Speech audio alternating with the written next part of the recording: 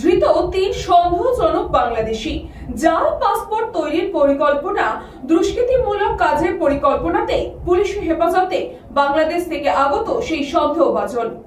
ধৃত 3 সন্দেহজনক বাংলাদেশি। জাল পাসপোর্ট তৈরির পরিকল্পনা না দুষ্কৃতিমূলক কাজের পরিকল্পনা জানতে পুলিশি হেফাজতের আবেদন। দিন কয়েক আগে চোরা পথে ভারতে এসে গা ঢাকা দিয়েছিল 3 বাংলাদেশের যুবক। বৃহস্পতিবার রাতে অন্য জায়গায় সরে যাওয়ার পরিকল্পনা করেছিল। খবর পেয়ে বনগাঁ থানার কলমবাগান এলাকা থেকে 3 জনকে হাতে নাতে আটক করল পুলিশ। বৃহস্পতিবার রাতে ঘটনাটি ঘটেছে বনগাঁ থানার বনগাঁ বাগদা সড়কের কলমবাগান বাজার এলাকায়। পুলিশ জানিয়েছে ধৃতদের নাম মোহাম্মদ সোহাগ মিয়া, হাসান মিয়া ও ইয়াসিন সরকার। তাদের বাড়ি বাংলাদেশের ব্রাহ্মণবেড়িয়া, নড়াইল ও গাজীপুর জেলায়। তাদের কথাবার্তা সন্দেহজনক ও তাদের চোরা পথে ভারতে আনা 2 দালালের সন্ধান চলছে।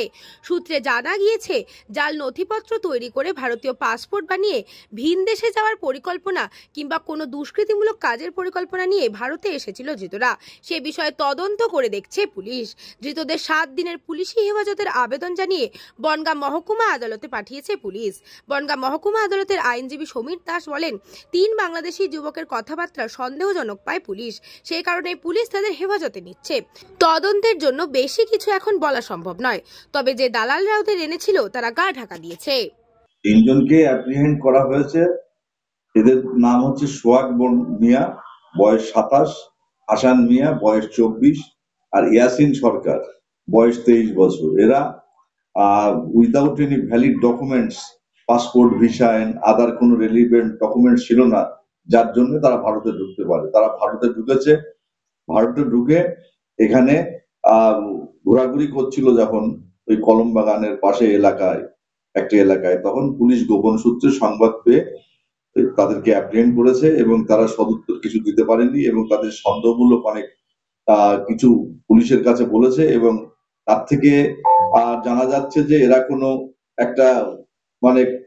কোনো খারাপ উদ্দেশ্য নিয়ে এরা ভারতে ঢুকেছিল এবং এরা আদালতে এসে এখানে যা বলার চেষ্টা করছে যে তারা অস্ট্রেলিয়ায় যাওয়ার কথা ছিল নাকি, সেটা পুলিশ তদন্ত হবে এবং জাল কিছু কাগজপত্র নিয়ে পাসপোর্ট বানিয়ে জাল এরা অস্ট্রেলিয়ায় যাওয়ার পরিকল্পনা ছিল।